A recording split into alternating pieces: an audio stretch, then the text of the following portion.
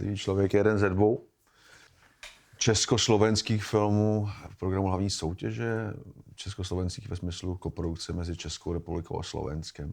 Je to samostatný režijní debut Tomáše Kleina, kterého si někteří pamatují jako člena týmu, který dokončil film Jana Němce Vlk z Královských Vinohrad. A jak už to u mladých tvůrců někdy bývá zvykem, pro svůj debut si vyberou sousto opravdu obří, v tomto případě podle mnohých nesfilmovatelnou knihu Jáchyma Topola Citlivý člověk.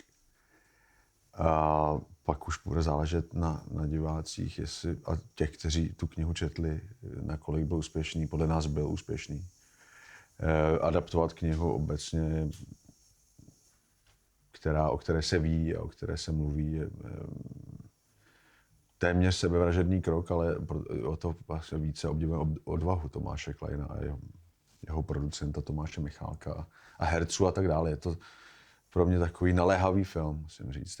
My jsme tady mluvili o fyzických zážitcích. Pro mě asi cením filmů, které vás tak jako drapnou za ramena a tak s váma jako vlastně zahýbají a zatřesou.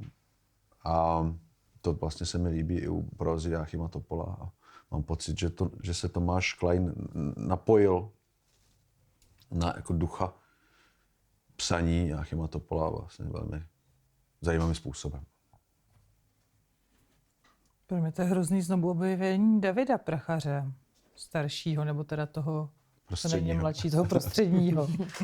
Protože ten tam v té hlavní roli je naprosto fantastický. Myslím, že popírá jakýkoliv zákony stárnutí nebo věku.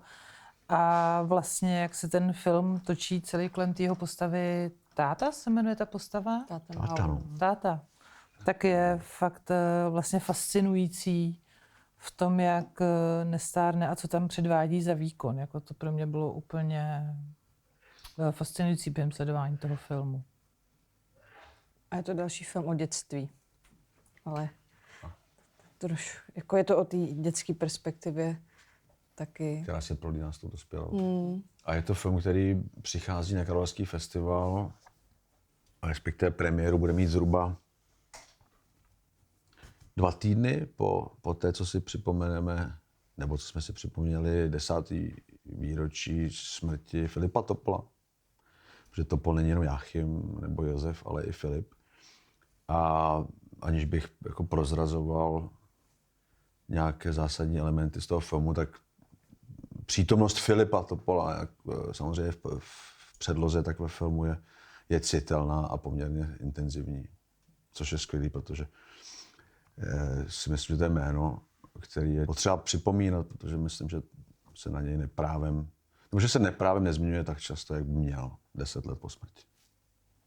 Tím, že to nejsou nějaký lineárně narrativně vyprávěný příběhy, ale právě mi přijde, že tady je to jako skvěle zachycený, že jsou to takový jako výjevy, který se tak jako hutně, živelně na toho diváka valej v té postavě prostě toho živlu Davida Prachaře a že asi spíš než o nějakém vyprávění příběhu je to přesně o zachycení nějaký nálady, nějakých momentů, což tady se podle mě jako podařilo dobře. Ten jazyk je jsem jako nekompromisní a je otázka vždycky, jak převést text do vizuálního jazyka a samozřejmě ve chvíli, kdy to člověk zkouší 1:1 hledat ty obrazy, které jsou v těch slovech, tak to úplně nefunguje.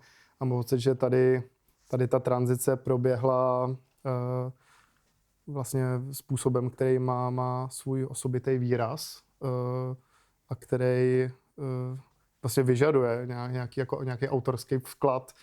Prostě není to snadně přepsatelný. Stejně tak, když máš nějaký klasický drama, tak ho můžeš odvyprávět, pak je jedno v zásadě, jak to natočíš, ale máš kostru, který se chytíš, ale tady ta kostra vlastně musíš trošku vytvářet zvlášť, protože je to i ta obrazová kostra toho filmu. A v tom tam jako ohledu si ten film zaslouží ten největší respekt. Určitá fascinace typem záběrování, takovou jako nervní roztřeseností, zachycováním dění, tak jako na dřeň hodně zblízka. tak jako to u Němce bylo samozřejmě za použití filmové techniky v 60. letech, ale hodně třeba v letech 90. přes jako jeho objevení videotechniky a to, co jakých možností. Jako vlastně po tom, co jsme to viděli, tak jsme se bavili jako o tom, že nám jako hlavou problesklo v žáru královské lásky, jen tak jako v nějaký souvislosti v tom, co popsal Karel, no. Že se to asi od toho nedá moc odloučit. Ale i třeba možná trošku Noční hovory s matkou, ale to jsou takové jako vzdálená spojení. A no, tak se těšíme, až si o tom budeme moc popovídat s těmi, kteří mají rádi Jana Němce a ještě neviděli tenhle film.